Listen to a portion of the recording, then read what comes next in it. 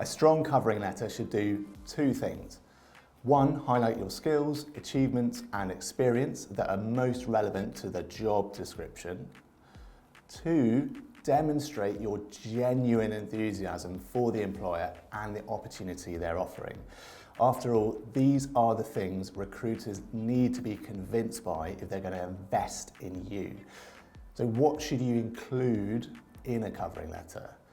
Well, the golden rule is that you should never send the same blanket letter to more than one employer.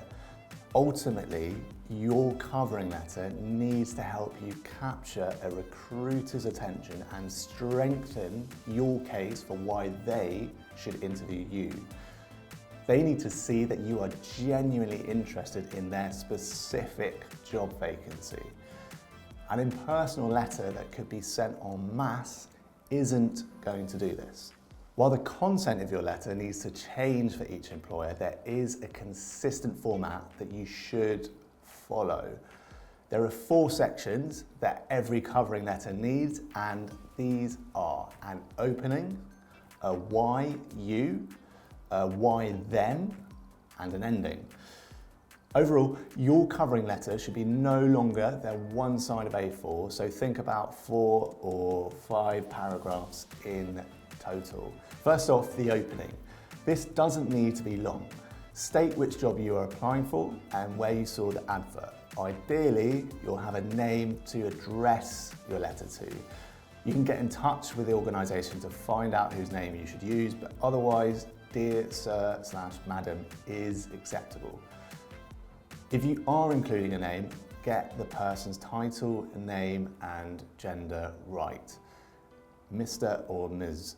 Ms. is often a good idea when addressing a female recruiter, as you will likely not know their marital status. Or would another title be more appropriate? Doctor, for example. While this might seem a small detail, it is worth taking care with it so you can start your letter on the front foot. Then you have the why you section. This should be 1 or 2 paragraphs on why you are well suited to the role you're applying for.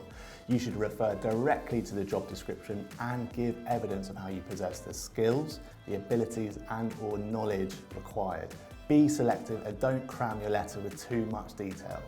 It's better to pinpoint 3 or 4 important attributes that the employer seeks and focus on these, than to briefly refer to every skill the job description mentions.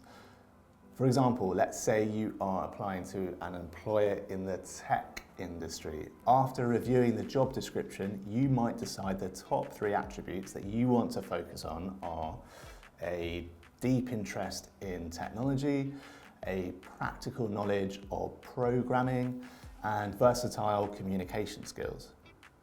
You should prove you have these by including examples from any work experience, academic work, and your personal life.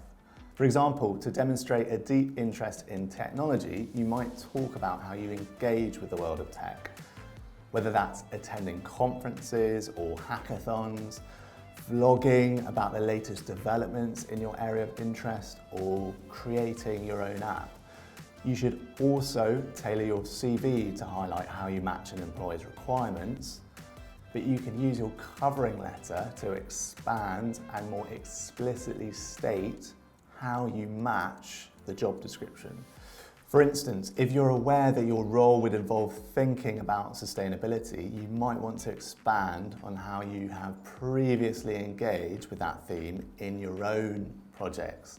So when providing this evidence, it can help to use the formula, I have done X, so I can do Y on the job description.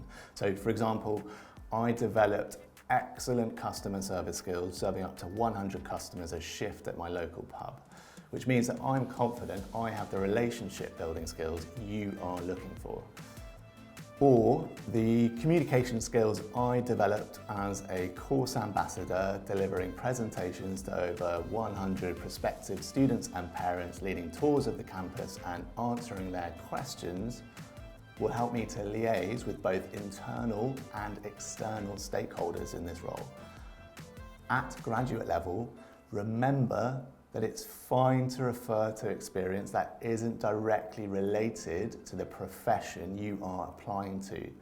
Examples from part-time jobs and extracurricular activities, for instance, will all demonstrate how you have used and developed key skills. Next up, you should include a section on why the employer. This paragraph should explain why you are interested in the job you're applying for and the organisation as a whole. Put simply, what is it that made you apply?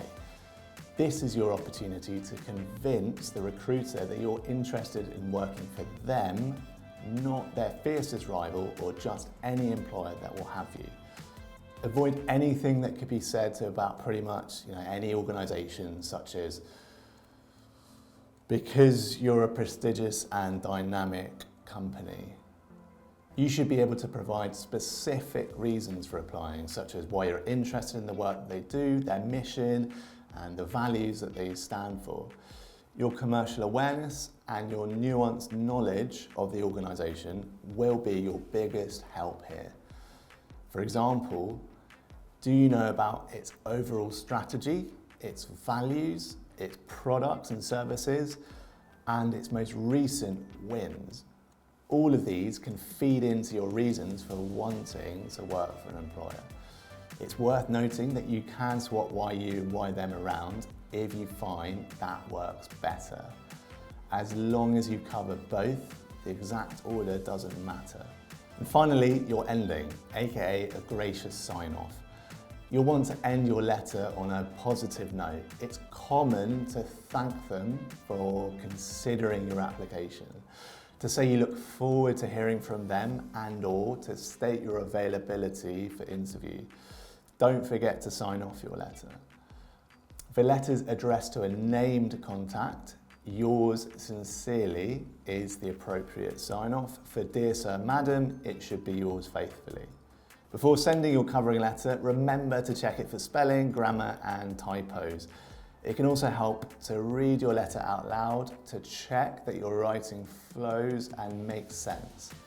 Again, this is a small but critical detail as it can make all the difference.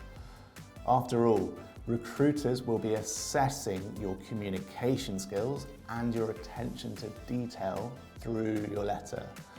And there you have it, the essential elements of a strong covering letter. Move on to the next part of the course where you can access some resources to help you with yours.